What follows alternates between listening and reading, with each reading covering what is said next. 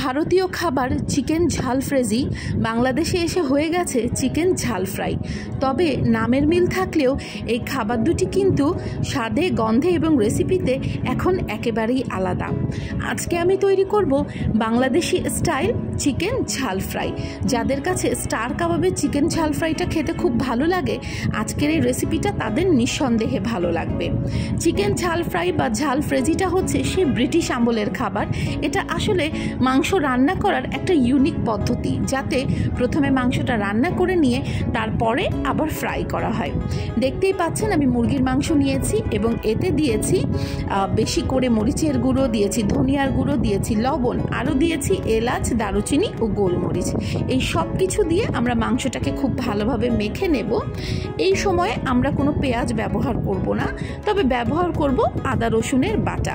রেস্টুরেন্টে চিকেন ঝাল ফ্রাইটা এই ইউনিক পদ্ধতিতে তৈরি করার কারণ হচ্ছে যাতে কাস্টমার অর্ডার করলে খুব দ্রুত 5-7 মিনিটে ঝাল ফ্রাইটা তৈরি করে টেবিলে সার্ভ করা যায়। আদা রসুন বাটাটা দিয়ে ভালোভাবে মেখে এরপরেতে আমরা দিয়ে দিব বেশ খানিকটা তেল। ঝাল ফ্রাইতে তেলটা একটু বেশিই লাগবে, কারণ পুরো খাবারটা তেলের ওপরেই রান্না হবে। এভাবে ভালোভাবে মেখে যদি আধা ঘন্টা বা 1 ঘন্টা রেখে দেওয়া যায় ম্যারিনেশনে, তাহলে খুবই ভালো হয়। যদি সারা রাত ফ্রিজে রাখেন তাহলে আরও ভালো হয়, তবে রাখতে না পারলেও কোনো সমস্যা নেই। এই যে দেখুন, সরাসরি চুলায় রান্না বসিয়ে দিচ্ছি। আমরা এটা রান্না করব মিডিয়াম হাই হিটে।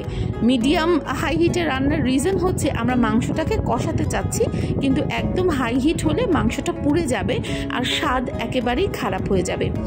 7 থেকে 10 মিনিট মাংসটাকে নাড়াচাড়া করে ভালোভাবে কষিয়ে নিতে হবে এবং তারপর এর ভেতরে আমরা দিয়ে দিব হচ্ছে পানিটা দেব মাংসটাকে রান্না করার জন্য। এটা হচ্ছে আমাদের রান্নার প্রথম ধাপ। 1.5 থেকে 2 কাপ পানি দিলেই চলবে। খুব বেশি পানি দিলে মাংসটা বেশি নরম হয়ে যাবে, সেক্ষেত্রে কিন্তু চিকেন ঝাল ফ্রাইটা খেতে একটুও ভালো হবে না। যখন খুব ভালোভাবে বলক উঠবে তখন আমরা দিয়ে দিব গরম মশলার গুঁড়ো।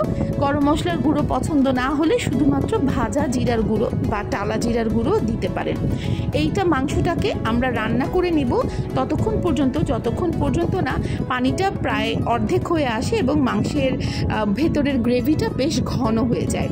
এই পর্যায়ে আমরা মাংসে দিয়ে দিব 5 টেবিল চামচ বা 1/4 কাপ দই।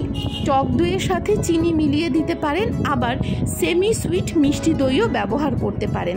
সেমি সুইট মিষ্টি দই বা টক দই যেটাই হোক না কেন, খুব ভালোভাবে ফেটিয়ে নিতে হবে এবং টক দইটা দেওয়ার সময় আঁচটা কম রাখতে হবে, না হলে দইটা কিন্তু কেটে যাবে। সেমি সুইট মিষ্টি দইটার সুবিধা হচ্ছে এটা আলাদা করে কোনো চিনি দিতে হয় না, খুব সুন্দরভাবে ব্যালেন্স হয়ে যায়। এই যে দেখতেই পাচ্ছেন আমরা রান্না করে নিয়েছি, গ্রেভিটা বেশ ঘন হয়ে গেছে।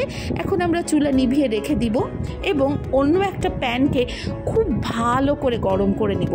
এখন হচ্ছে আমাদের ঝাল ফ্রাই তৈরির পালা। কিভাবে 5-7 মিনিটে ঝাল ফ্রাই তৈরি করে টেবিলে সার্ভ করা যায় সেটাই এখন দেখাবো।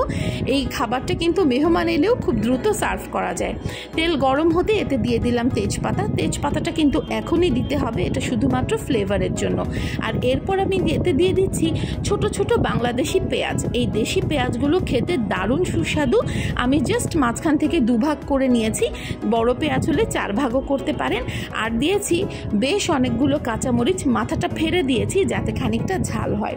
এই পেঁয়াজ মরিচ আমরা 1 মিনিটের মতো সতে করে নিব এবং তার ভেতরে আমরা আমাদের রান্না করে রাখা বা সেদ্ধ করে রাখা মুরগির মাংসটা দিয়ে দিব। সাথে যতটুকুন গ্রেভি আছে প্যানে সেটাও দিয়ে দিব। বাড়তি কোনো পানি দেওয়ার কোনো প্রয়োজনই নেই। এরপরই তো আসল কাজ। মিডিয়াম হাই হিটে আমরা এই ঝাল ফ্রাইটাকে রান্না করে নেব যতক্ষণ পর্যন্ত না তেলের উপরে উঠে আসে। ঝাল ফ্রাইটা একদম তেলের উপরে উঠে এলেই খেতে সবচেয়ে বেশি ভালো লাগে। তবে যারা একটু গ্রেভি খেতে চান তারা কিন্তু একটু গ্রেভি রাখতেই পারেন, তাতেও কোনো অসুবিধা নেই।